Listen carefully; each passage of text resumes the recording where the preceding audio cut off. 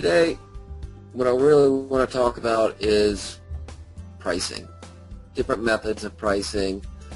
Some of what I'll be talking about today is solely my opinion.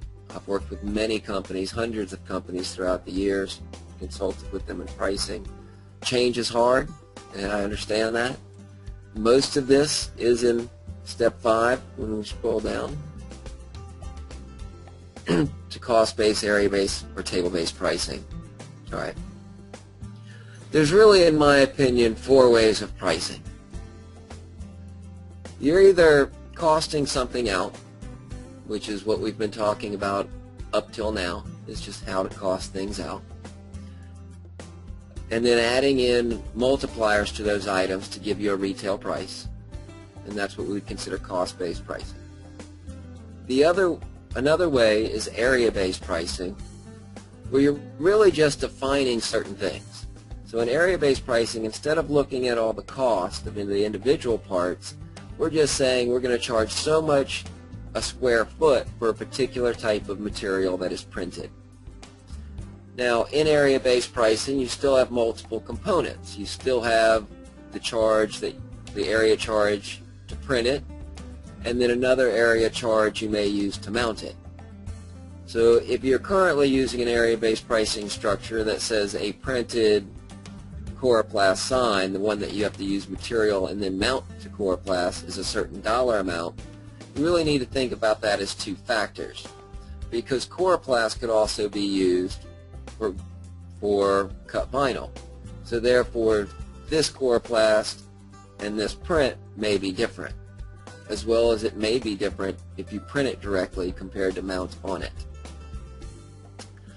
Alright, the next one, it really is just fixed-based pricing, where you buy something for $10 and you say you charge $15.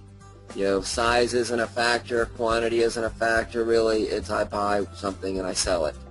More of a fixed price per component. The last one is table-based pricing, and that's when it's looking up on a direct table of where to come up with a price. So it may look up size and quantity, look into that grid, and find a price. The 2 dominating pricing structures we use throughout Control is either cost-based or area-based pricing.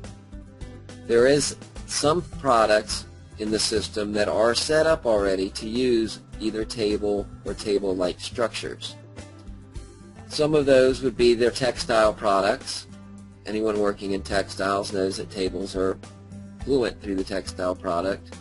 Small format prints have their own form of table. And then there are some other smaller representative tables throughout the system as well. So let's start with the cost-based pricing. So up till now we've been looking at what things cost us. Looking at this order, 10 18 by 24 inch, printed on vinyl, mounted to Coroplast, and then cut out then mounted. Based off of a cost-based structure, what this thinks is we have X dollar amount in material, labor, equipment, total cost of that item each, and a square foot price. All of that has been defined based off of these materials and marking them up.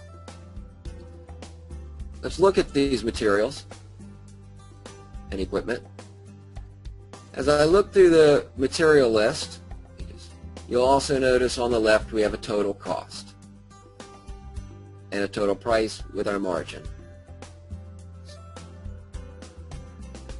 I'm sorry if something popped up and paused my screen again. Jump in. That happens. Basically, the wide format print product, we're talking about doing a cost-based pricing. In a cost-based structure, it's breaking out where all the prices came from, or the costs came from. Material, labor, equipment, with a total cost. It's also giving you your estimated margin relative to the price, the difference. Those prices are coming from my listing of parts. So far, all we've really been talking about are these costs and usages of parts. What we're doing in cost-based pricing is we're taking those parts and usages and multiplying them by a factor. So in this case, I'm taking this sheet of coroplast and multiplying it by 3.186 to come up with my exact retail price for that material. What you'll notice is a number of them will be set differently for different margins, materials, and labors. In theory, I could go into the system and say, I just want, 2 times on everything. Just want to mark everything up, material, labor, equipment, etc., all the same. And there are some shortcuts in the system to do that as well if we need to. However, it's not recommended to go that direct due to how a pricing curve is created and how your costs are structured. Looking at this, whether I'm doing 10 or 100, this material figure is going to stay the same. Meaning I'm either going to use 1 sheet for 10 or 10 sheets for 100. So my multiplier is not changing, therefore my price is not changing whatsoever based off of this, whether they order 10 or 100. What is changing, however, is my cut labor, my print labor, my print time, and my cut time. Because all of those are stacked with front-loaded labor work, meaning I have to load the cutter, I have to load the printer, I have to get my thing started. All of those have time related to them. So therefore, printing 1 sheet is not equivalent to printing 10 or cutting, etc. So therefore, your costs are going to vary based off of quantity, but those costs are more in equipment and labor and not materials.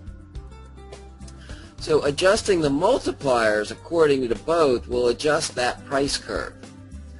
Meaning, if I increase my price or my multiplier on this coroplast, it is going to increase the price evenly whether they order 10 or 100.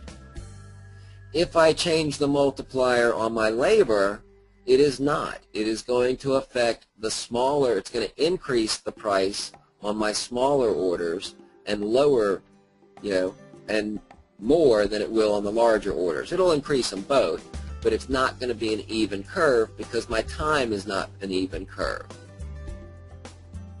So depending on what you think about and how you want to charge, same way as doing a area structure that's discounted on quantity rather than a setup structure, it is working on a setup structure. It's just how important or how dominant is that setup structure. Because if I go in and say my multiplier on labor is 4 times and decrease my multiplier on my materials to 1.5, okay, my costs are the same. But my price for that 1 is going to be way higher than it was before. And my price on 100 is probably going to be lower than it was before. Because labor is becoming a smaller factor as product gets older, because production runs are basically faster. So adjusting these is how we kind of come up with that curve. So the place I start when I'm looking at this is I go to my coroplast and okay, kind of 10. Now the reason I went to 10 is I'm looking at stock and I don't want to think about scrap at first. We'll get to that, but right now I want to just see in full sheets, so I'm doing 100. And that way, looking at that price, what that does compared to my 10 price. Changing the multiplier, if I think both of them are too high, really the easiest multipliers to change are going to be this material and this ink, because those are the ones that are consistent throughout them all. Now in the part, remember in that estimate I just went right mouse click, view part, and pulled it up. In the cost tab there's a multiplier. This multiplier is set to either use the default one that you want, or I can set a fixed price. If I really don't want it to mark up my product, I can just say I always charge 30 cents for printing, and it will do that regardless of cost. Now in this scenario it's using a default multiplier. What that means is there is a setup in the system, pricing setup, all pricing setup, for default cost multiplier. This default for materials is 5.5. If I change this here, it's going to change all of my materials that default to that. So I have a choice. Do I want to just change it on this material, or do I want to change it everywhere as my defaults are concerned? In this case, for this example, I'm just going to go and change it here, and let's just say we're going to do a 3. The next one was that coroplast. This is pretty consistent as well.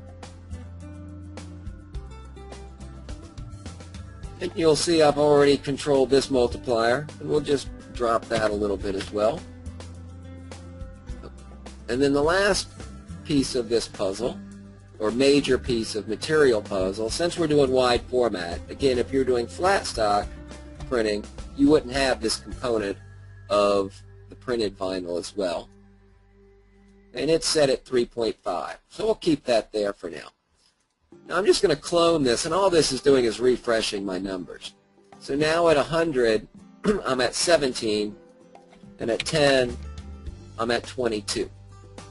Okay, so my curve, it lowered, but again, lowered probably more on the bigger ones than the little ones, just slightly. If I wanted to now say, no, I really want to increase my prices, but I need to increase the smaller quantities larger more than the big quantities, because once I get to about 100 or 200, I'm hitting my numbers right. Well, then that's really dealing more in your multipliers with the labor, because they're front-loaded. And I may do a combination of the two.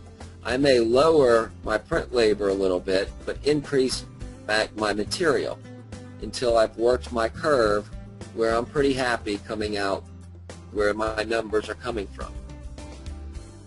Now, if you're used to a discount type structure or a table type structure that says at a quantity of 90, at 100, everything drops 10%. Cost-based will not do that. It's not designed to do that. You could set up a table to create that. I'm not a big fan of that structure, because then if they order 98, your salesperson has, a choice. He can say, if you order 100, you're going to write me a smaller check. So therefore, you're actually producing, your costs are higher, and they're giving you a smaller check. To me, to where in this scenario, whether I order 10, 90, 20, 100, 5, everyone is going to be tracked slightly different, and your unit cost is going to be slightly different between each component. So it's gradually driving that curve.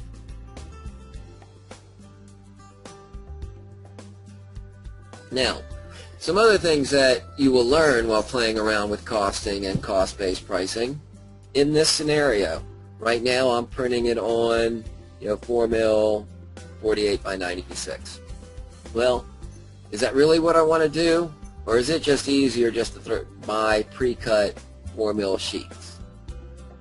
Well, you can pretty much find out, because if I change to my 3 mil and remove my cutting, because I no longer need to have my cutting, you're really looking at a price difference of what the difference is. Do I pay more for the sheets, or do I spend the labor to cut it? Some of that, of course, is production decision. But every component and selection, it will affect the price to some degree in cost-based pricing. Now, let's say I don't ever want to put in cutting as a charge. I still cost for it, I still put it in there, but it's really throwing off how I think about prices. In that scenario, I can go turn them off. My cutter right now is set to a multiplier of 2. If I go in, and so is my cut labor, if I go into that cutting or cutter, into my cost tab, you can always make a multiplier 0. Now what I've done, and again I changed the other one as well, I am still costing that way. That I keep my cutter, it's in there as a cost. However, it will have a 0 suggested price. So I remove it from the equation. If that helps think about things, eventually you may want to tweak it, but if I think I always get 5% 5 times on material as my selection, and I don't think about cutting in that factor, well, then remove it. For now, the reality is you do think about cutting. It's just already in that figure that's in your head. So the idea eventually is you may want to break them out so that you get more accuracy and you collect more accurately based on how many little things need to be cut apart. However, you don't need to jump in real quickly. But removing and adding cutting may highly affect my multiplier somewhere else. I want to collect for it somewhere. Yet it's still going to give you your margins. You can still jump on around in that area. Alright. The next function we have is more in the area-based pricing structure. So at the pricing method, we have area-based pricing. You'll notice it changes the structure around to where my prices are now based off of a base price, a mounted price, and a cutting price, a lamination, and a finishing prices. Rather than thinking of it as each component or each part, it's now looking at how it's produced, and each component has its own area-based pricing structure. Let's take a look at where these numbers are coming from. Okay, the base price is based off of this material and this machine. Then I get into my mounting price, which is this material and this machine. And then cutting price, etc., based on needs. So first let's talk about the area price of $637, where that's coming from. If I pull back up my vinyl and my equipment, there are two factors actually there's more than two factors in an area-based pricing structure. There are some things you may not be used to, and feel free to make them all zeros until you're more comfortable. Looking at this part itself, the print master, you'll see the digital vinyl roll stock substrate.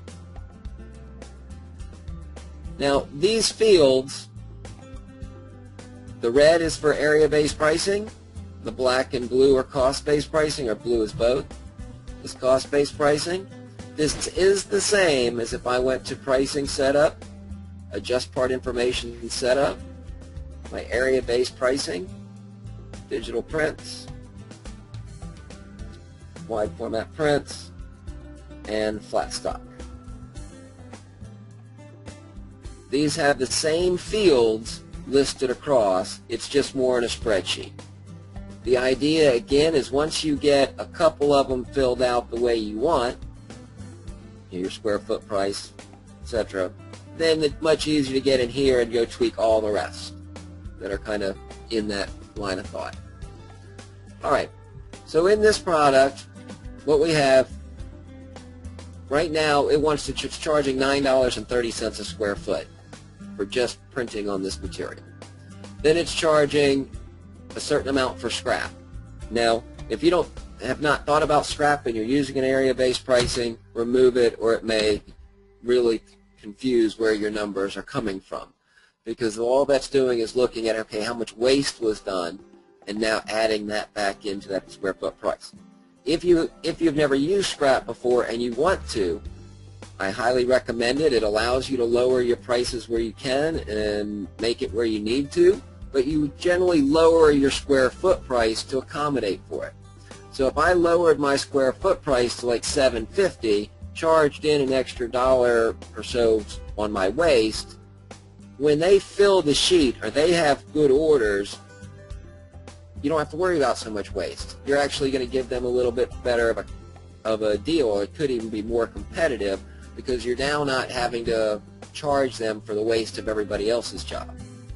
So you can kind of build off of that. And then we have a one-time charge. This is to cover all that setup in the same way that in cost-based pricing we have the setup times. This is a setup one-time charge that covers those. This, in the same way that setup times build the curve between ordering 1 and 20, this also builds the curve between 1 and 20, because this of course will be washed out. So if I did a $10 here, of course that'd be $10 on the first one, yet washed out that'd be 50 cents a piece if they ordered 20. The per piece charge, it says I want to charge so much per item that they order. Be careful with this one if you do a lot of small things. I'm using a calendared vinyl here, so if they're ordering a bunch of 2-inch by 2-inch things, you know, I may not be able to get an extra quarter a piece on those. That may throw the price way off.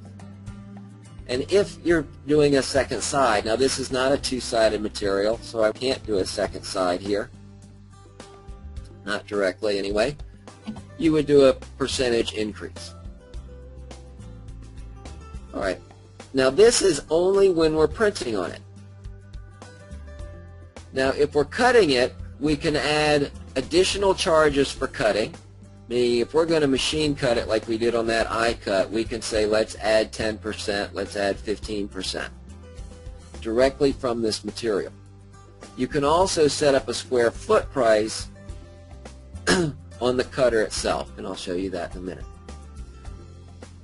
But this is where the base is coming from. We have our curve to set up, and again, this is one curve. The curve will expand as we expand to more materials that all have additional setup charges and components. The next piece of that was the equipment. So if I go to my printer, what we have here is, do we charge for application tape or pre-mask transfer tape, whatever you want to call it, or not, in an area-based pricing structure? If you don't, just remove it. It's also at this point wanting to add a percentage to my base price, which means right now I have $9.30. If it's saying to do a standard print, it's going to add 10% or 93 cents, right, to per square foot. To do a standard print, 20% for a high, 30% for a max. This is another add-on to an area-based pricing. It is, though, equivalent to calculating a cost base based off of a speed, but instead you can adjust the price on an area structure in the same way we adjust the cost and cost-based pricing. If you don't want to think about that, just make them all zeros. Now the alternate print mode is like we talked about is be like a white ink. If I typed in white here, I could put a per square foot that I'm going to add on for white ink or some other type of alternate printing mode. So these factors come together in our estimate to give us this base price. The next component we wanted to look at was where that mounting price is coming from. And it's tied to the coroplast itself. So let's go pull up that sheet of coroplast.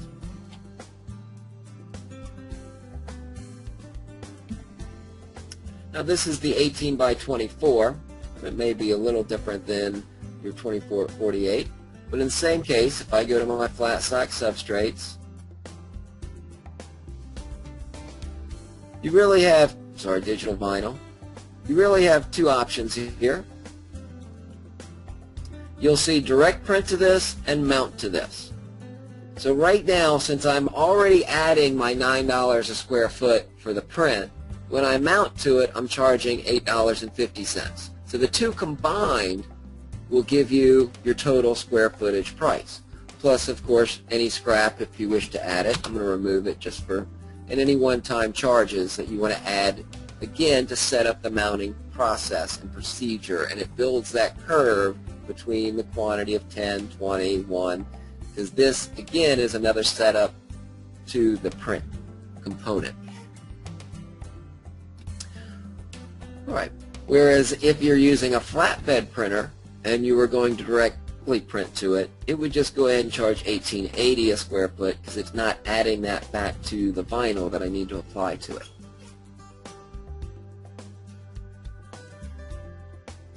All right. Then the cutter part. Close out some of these. Sorry, I have so many windows open. All right. Let's look at that eye cut.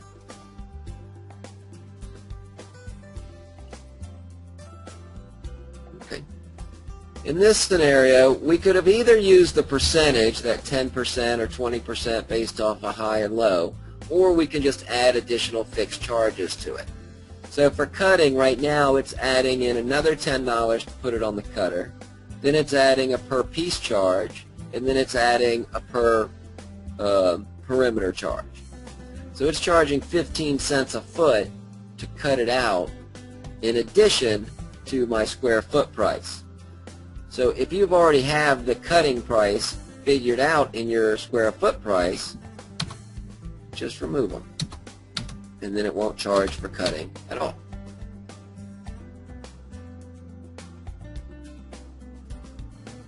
Now let's look back at our estimate.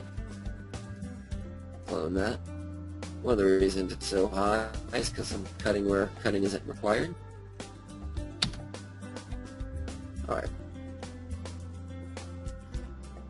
So now on an area-based structure, it's adding in my square foot for the mounting and my base price, and I removed any cutting charge. That's all there is that's being added.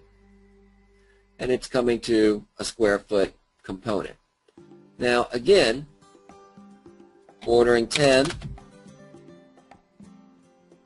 is going to give a different square unit than ordering 200, because we have those setup times, those setup charges built in, so as the orders get bigger, the overall unit price goes down. It works similar to a discount, but I don't like the term discount because it's not. It's just your cost, basically how you manage production. It is only lower because your production is lower. It's not really a discount so much as it's a price change. Okay, next piece to the puzzle that often is forgotten is the finishing items. So in finishing items, cost base, pretty straightforward, works the same way. It pulls in the material with the cost and it marks up. Area base works a little bit different.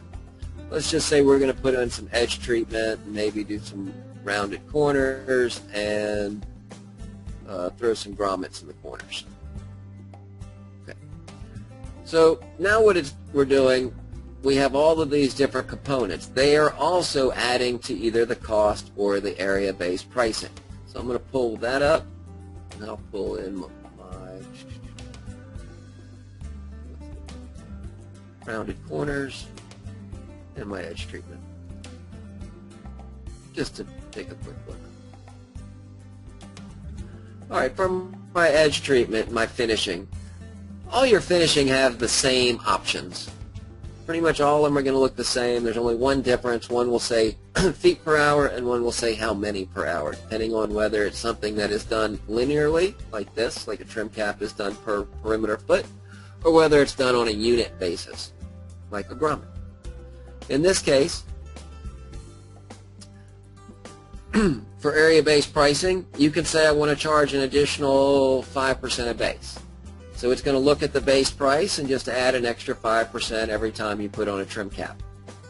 If this is something that you would put on each side, which it isn't, just goes around the edge typically, then you could say it's so much per side.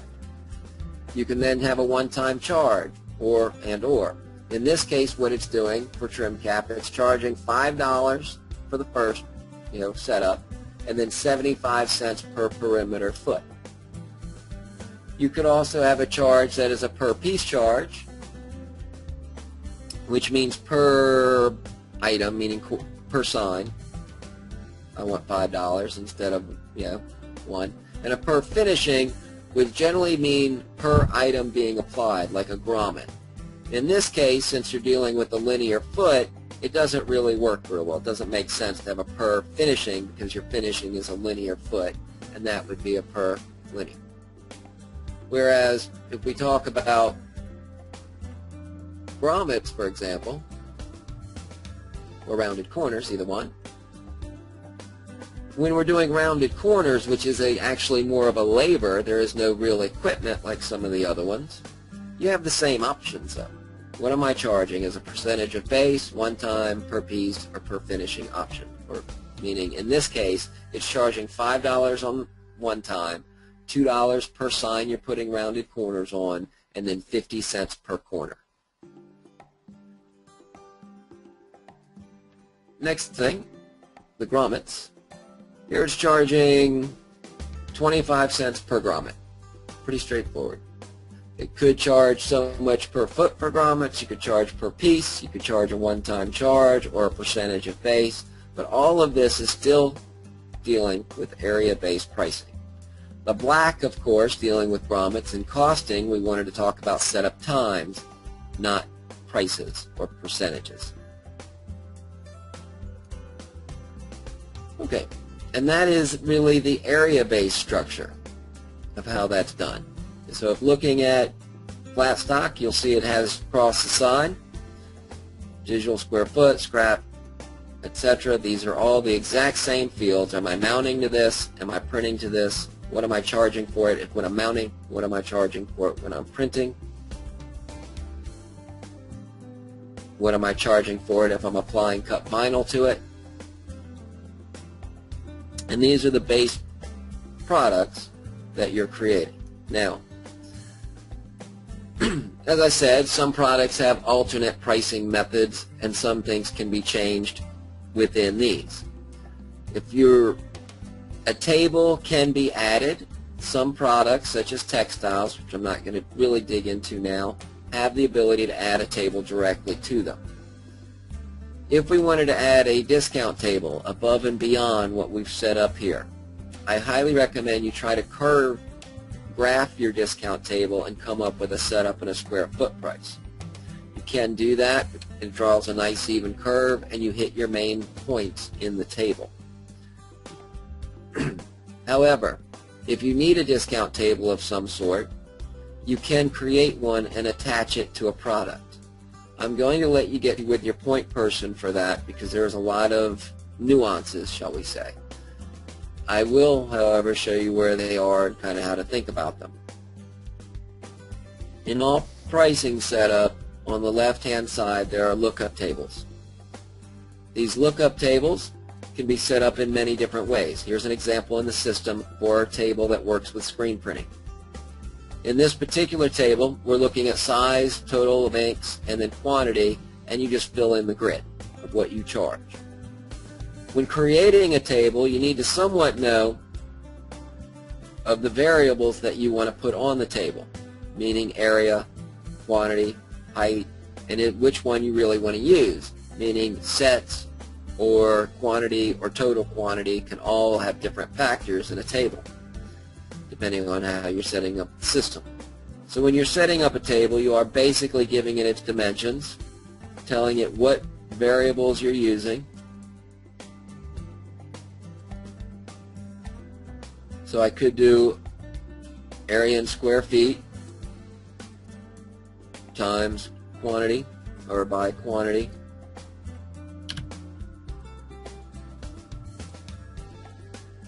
in each. Now I've set up a table where I can say so many square feet, X quantity, this is a value. Now what I do with that value, again, is up to you. Do I mean this to be a discount table, to where I want it to look up these values to give me a percentage off? Or do I want to look up these values to give me a price? Now, and again, if I was setting up digital, I couldn't think of a worse product, a worse way to set up a table. Because in this sense, I'm looking at area quantity as two separate factors.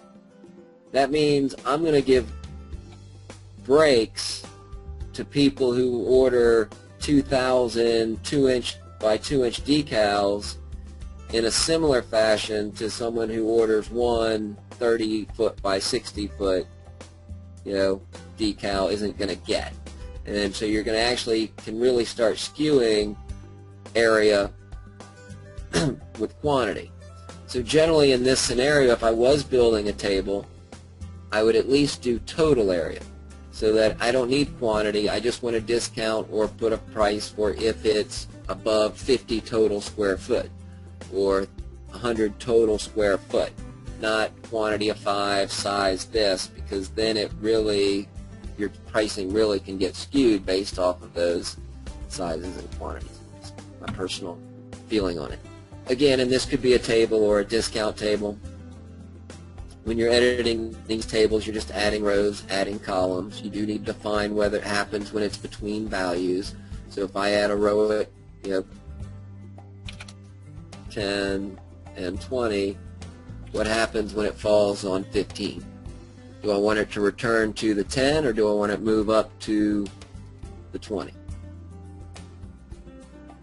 And these are tables. Now, defining these tables then and linking them back to the product is another step. And that's a step that I think you really do need to get in touch with your point person on, and because it will depend what you mean by this table. What is this table doing? Is it discounting? Is it pricing? Because in my product setup, if I'm in a specific product, view product, like this wide format print product, I can link it directly into my discount. So then it will look at my price and discount it according to that, my table. And whether you want it to show as a discount or not would also be an option of where you select it. Again, I'm not recommending or thinking you are following me as far as how to write this formula at this point. I'm more showing you kind of how you can do it. And again, right now, this is our formula that's basically just saying if it's area-based pricing, add in all those pricing components that we looked at. We had one for base, one for mounting, one for cutting, one for laminating, etc. If not, use the prices on the parts. Now, I could manipulate that if we needed to throw a table into just one component of it. However, it's not my recommended methodology of pricing.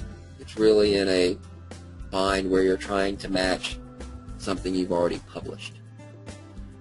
All right, talk about price changing and how you handle that. I've had very good luck with clients who want to think about their prices differently, start charging differently, doing it now.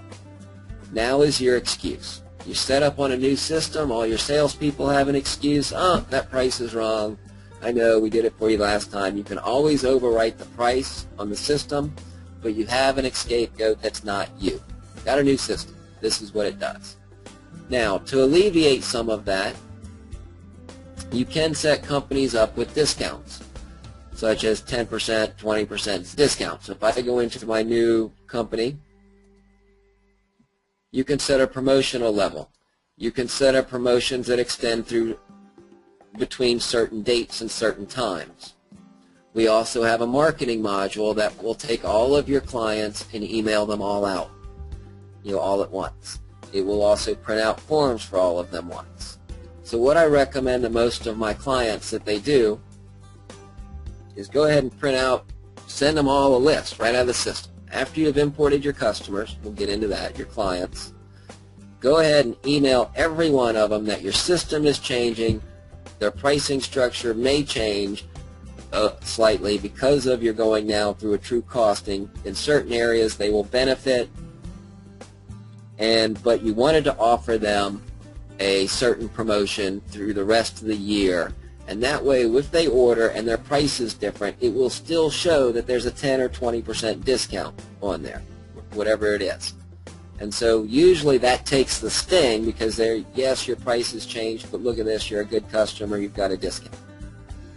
However, and so it usually takes a sting, and if you got to go in there and overwrite the price to calm somebody down, I think now's the time to do it, because there's nobody to blame but me as far as Sirius is concerned.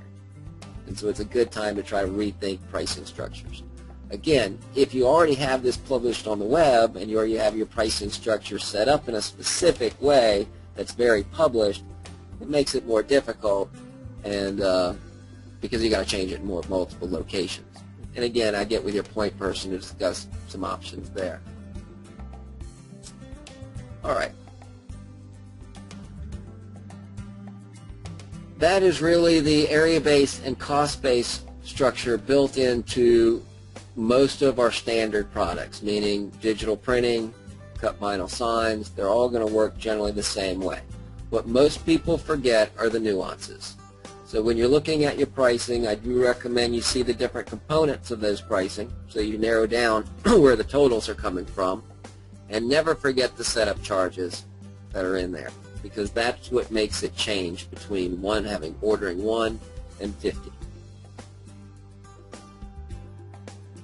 Now, looking at small format prints, for example, we have tables set up slightly differently.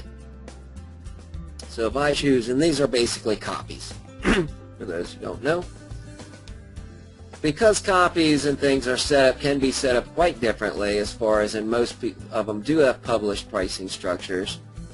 If I look at a particular material that is used for digital copies,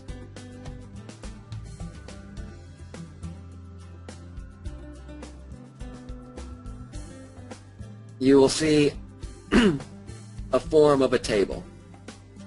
And this is a table that's not done in the table structure that we were talking about on the lookup tables. These are actually all done in formula-based, but we find them a little easier to set up on common occurrences. So in this case, what it's doing on this paper, as far as area-based pricing is concerned, it's really more of a table. It's charging 35 cents a sheet for between 1 and 100. 30 cents a sheet or an impression, not a sheet, there's a printer, so if it's two-sided, that would double that, because impressions on it. And then it's adding 20 cents per sheet. The reason it's set up this way is because how much you charge for a print via click charge or whatever it's going to be is generally structured independently of the material itself, or can be. By adding a structure without the material in it, then I can just clone this part over and over and over again, because I'm changing the chain grid for my cost of the print. I'm just changing my substrate price. And that's dealing with area-based pricing in small format prints or copies. Now the only change to that is incremental pricing, and this is actually why it's set up in a formula. All incremental pricing does, and it's not used very much anymore, it used to be definitely in this industry a long time ago, is it will actually calculate the separation. If I order for 800 prints, what it's going to do is it's going to charge the first 500 at 17 a piece. Then it's going to charge the next 250 at 27 a piece. There's 50 remaining, so it would jump between the 1 and 30 and charge 35 cents for that last 50 remaining. So it breaks up the quantity you're ordering based off of these tiers, and then adds them all back together. Again, not used very often anymore. Okay, now, next component to this, fixed-based pricing. Fixed is used in certain areas in the system, one of them being vehicle wraps. We've talked a lot about different types of parts and products, and I'm really still focused on digital right now. I'm just kind of running through other formats. In the vehicle wrap products, everything is based... Oh, okay. The application tape is on the equipment. I had a question about application tape. There is an application tape checkbox generally on most orders, and based off of that, if you look at the pieces of equipment that you have, the pieces of equipment themselves will have a charge for application tape, and therefore if that box is checked for application tape, it will be charged. Now there's also a cost base for application tape, which is tied directly to the equipment. Now this was mostly because application tape is a minor component. You know, it needs to be thought of and calculated, but we didn't want to add the complexity of having your employees or whoever's doing it have to select what type of application tape. We thought that was way beyond simple when we got there. So this is kind of an average of what your costs are and prices are on application tape. And on the estimate, that just shows up on certain particular products that use application tape. So in this case, application tape would add that charge based off of my roll-in to the particular price. If I have a charge, it's the application tape or pre-max. All right. Now, another type of part in the system that we really haven't gotten into a whole lot are others. Others are for more of the advanced products in the system. You'll notice others for vehicle wraps are just the vehicles themselves. So if we're looking at a vehicle such as a template, and we use vehicles as templates, so then our vehicle standard 4-door sedan template. On this template, there is a sense of fixed pricing as well. So if I go into my vehicle information, if I want to just say I charge X amount for a full wrap on a 4-door sedan, I can do that. I charge $1,500. You know, how much do you charge for a quarter wrap, a half wrap, set 3/4 wrap, and how much do you add to it for window perf? Now I can also add a discount table directly into this table. So I could say at quantity 5 quantity 5 I discount 5%. Yeah, 10%. Now this is a mix. This is a fixed price with a discount table all tied to one vehicle. When would I use this? Most of the time I'm still dealing with an area or a cost-based structure on vehicle wraps as well, but not when I have contracts. Meaning if I have the police force and I have a contract with them to do their vehicles, I'm going to set up a structure in here that just where a client can say, for an employee or whatever, can pull that specific vehicle and probably just throw in prices. Because I already have that written out in a contract. I'm going to do all their vehicles for X dollar amount per piece. Now as far as installation charges, we're dealing with those on an area-based or time-based structure or another fixed-based structure. So I could say that for the install of this wrap I charge another $500, or I could say I charge an extra $3.50 a square foot, or I can do $50 an hour. However, 3 pricings all mixed into one, because you're just defining how you want to charge for something based off of what it is in this case. Alright, now area-based pricing, just to let you know, for vehicle wraps goes back to the material itself and looks at what your square foot price is per square foot on that material. Fixed and cost work off of these. And that's really my kind of overview on the different pricing structures in the system. Again, what I'm doing is getting one right, because if I know I get my banner right, if you're either area or square foot pricing, once I'm comfortable with that, then going into that adjust part information screen, you have your template for what is right. So if I go into area-based or cost-based, and I know my margins are right, or cost or pricing are right, I can put it directly into here. Now 2 components we are missing in cost-based. When you look at this digital print, wide format print, roll stock.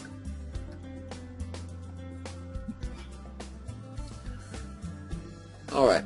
What you will see, you will probably by default not see this multiplier price field. It will look like this when you get in for the first time and playing around setting up your cost as we've been doing. However, all of these are just columns that you can create or add. If I go to column chooser, you will see one called multiplier price. If I click add to that, it's going to add it into this list and then add it into this grid. So just from this screen, I'm now looking at all my multipliers that are associated with these different materials. As I was tweaking the system, if I decided that 3.5 was predominantly right for my print vinyls, I'm going to come in here and just change all my print vinyls to 3.5 to start with. because all of those are relatively going to be close. Now, I may look and have some vinyl that I know is just ridiculously expensive, and lower it. Because, again, if you're trying to sell $100 sheets of aluminum, you're not going to get the same multiplier as you are $11 sheets of Coroplast. Same is true with roll material as well. And so, therefore, once we add it to our grid, if you go to Template Options and hit Save, it will save the columns you've selected, and therefore it'll keep it here for the next time you go in. And that's the multiplier.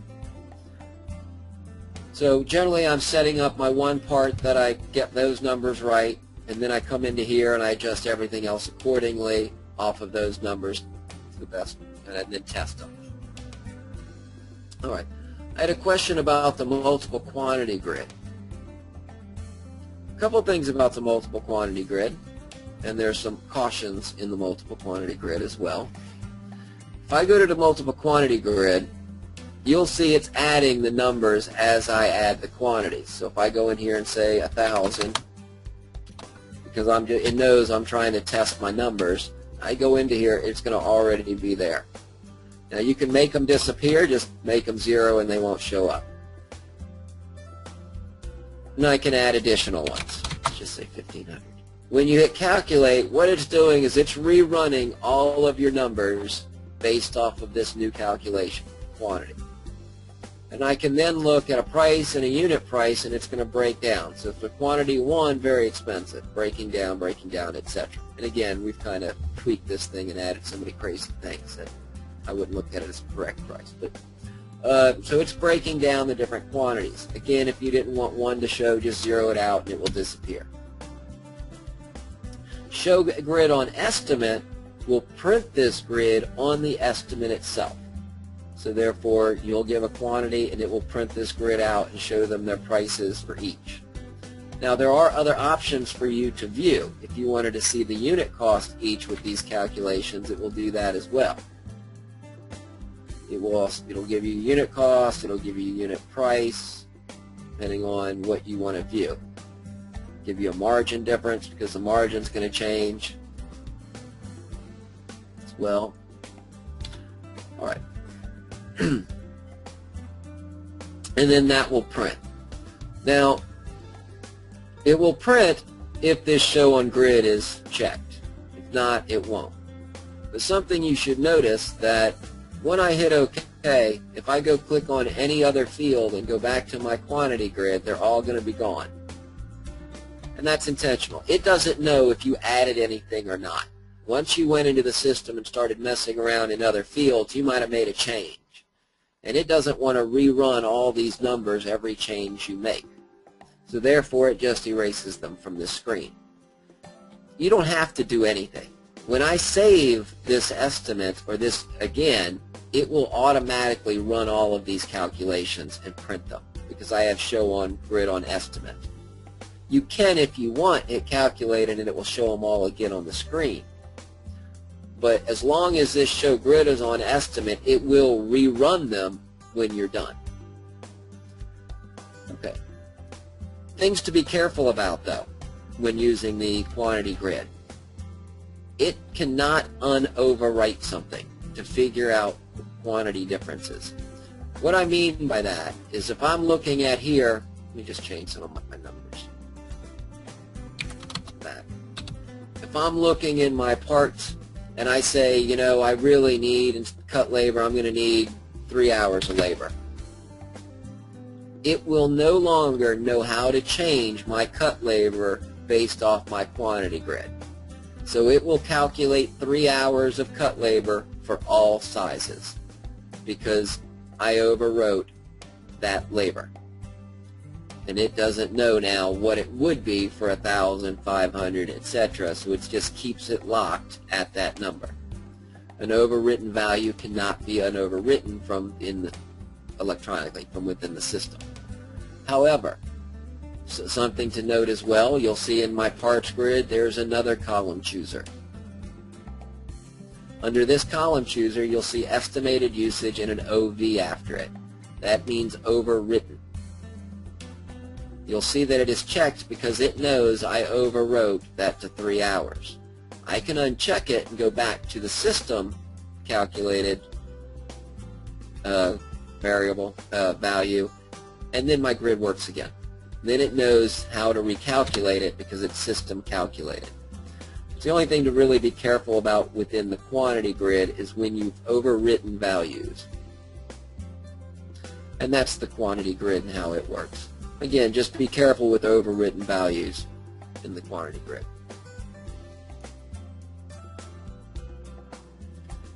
Oh, one more thing. If you're using area-based pricing, you'll notice we have a pricing method that is area or cost-based pricing. This can be changed in the individual product or universally as a default. If I'm universally as a default, in the setup, pricing setup, all setup, you'll notice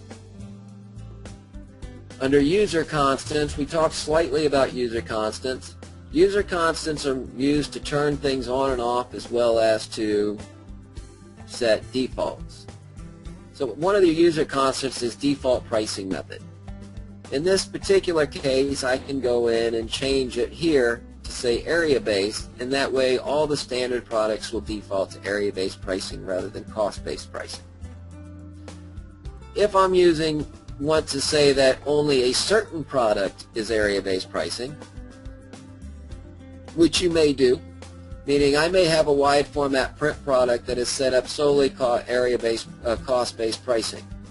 I may set up another one called contract wide format printing that is area-based structure, and use one for one type of client and one for another type of client for a while. Or you can switch them back and forth on the fly, so, with that drop-down list. But setting the defaults can help that as well. You can also set the default on any given product based off of that particular variable.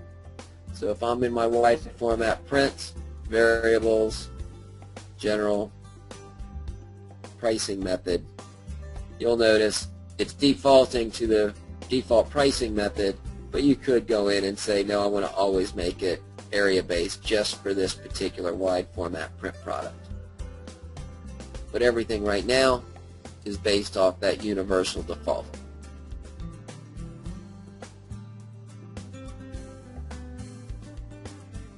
All right. Thanks, everybody.